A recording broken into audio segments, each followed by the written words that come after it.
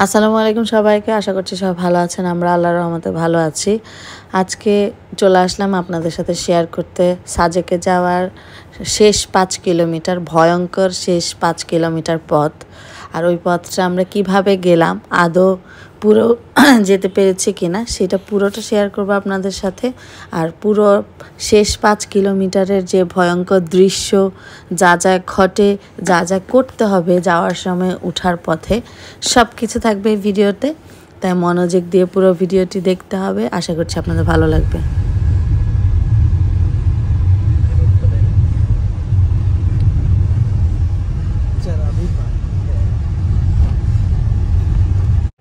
আমরা ছিলাম একদম স্কোয়াডের গাড়ির পেছনেই।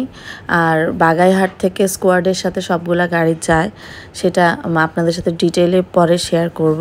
তো আমরা স্কোয়াডের গাড়ি একদম পিছনে ছিলাম আর খুব সুন্দর করে ওদেরকে ফলো করেই যাচ্ছিলাম। রাস্তাগুলো এত উঁচু ছিল, খুবই খাড়া খাড়া ছিল, ইভেন রাস্তাগুলো উঁচু হয়ে বাঁক দেওয়া ছিল। বিভিন্ন জায়গায় নামার পথে ডাউন হিলেও অনেক বাঁক ছিল। তাই যারা নিজেরা ড্রাইভ করবেন তারা খুব কেয়ারফুলি ড্রাইভ করতে হবে। এই যে দেখেন, একদম নিচ থেকে আমরা ওই উঁচু দেখা যাচ্ছে সামনে, সেই পুরো উঁচু জায়গাটাতে এখন উঠবো। আর কেমন বাঁক দেওয়া সাপের মতো, এই সবগুলাই কিন্তু কেয়ারফুলি টার্ন নিতে হবে। তো যারা ড্রাইভিংয়ে মোটামুটি এক্সপিরিয়েন্সড না বা এত বেশি দক্ষ না, এখনও নিউ ড্রাইভার, তারা নিজেদের গাড়ি নিয়ে না যাওয়াই ভালো। তাদের জন্য অপশানস বাগাইহাট থেকে বা খাগড়াছড়ি থেকে চাঁদের গাড়ি বা সিএনজি আছে কিছু কাস্টমাইজ করা, সেগুলো দিয়েও যেতে পারবেন। এই যে কত উঁচুতে উঠে গেলাম আমরা, হুট করে এই উঁচুটা চলে আসলো।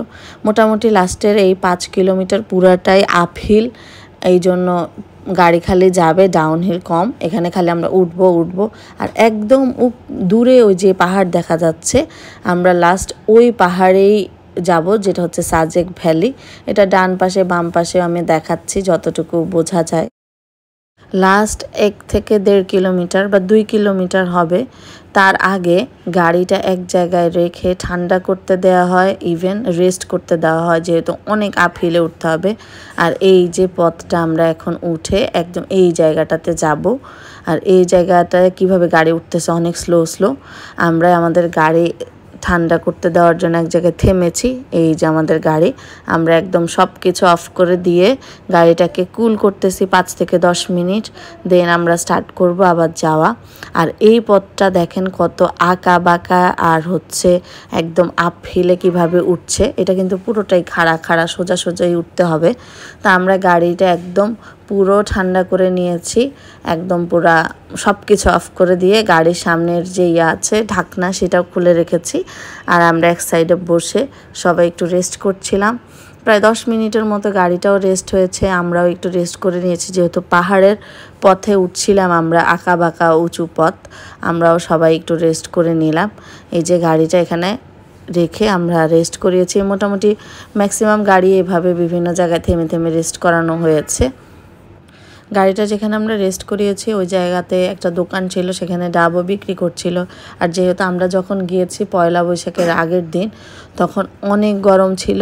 তা আমরা সবাই গরমে ওখান থেকে ডাব কিনে খেয়েছি। ডাবগুলো মোটামুটি টেস্ট ভালোই ছিল, প্রাইসও রিজনেবল ছিল, একদম নর্মাল প্রাইসের মতোই। তা আমরা সবাই ডাব কিনে খাচ্ছিলাম, একদম সবাই। আলহামদুলিল্লাহ, আল্লাহর অশেষ রহমত কৃপায় আমরা খুব সুন্দর করে উঠছিলাম, কোনো প্রবলেম হচ্ছিল না। আর আরিফও মোটামুটি কনফিডেন্টের সাথেই উঠছিল, যেহেতু আমরা সবাই একসাথে ছিলাম। বাট আমি একটু ভয় পাচ্ছিলাম যে উঠতে পারবে কি না বা কি। আর নর্মালি সবাই বলতেছিল আমাদেরকে চাঁদের গাড়ি দিয়ে যেতে, নিজেরা গাড়ি নিয়ে না যেতে, কারণ এখানে উঠতে অনেক উঁচু, প্রবলেম হবে, প্রায় 1500 ফিট উপরে উঠতে হবে। আর এই যে একটা সাদা গাড়ি দেখা যাচ্ছে, ওই গাড়িটা উঠার পথে কিন্তু আটকে গিয়েছে, উঠতে পারেনি। তো তারা ওখানে গাড়ি থামিয়ে ঠান্ডা করে চেষ্টা করছে ঠিক করে দেন উঠাবে। তো আল্লাহর রহমতে আমাদের গাড়ি এরকম কোনো প্রবলেম হয়নি। আমরা খুব সুন্দর করে একদম পুরাটা আপহিলেই উঠে গিয়েছি। আপহিলের দিকেই যাচ্ছিলাম, পুরা পথটা আপহিলেই উঠতে হয়। তো পুরা পথটায় আমরা খুব সুন্দর করে গিয়েছি।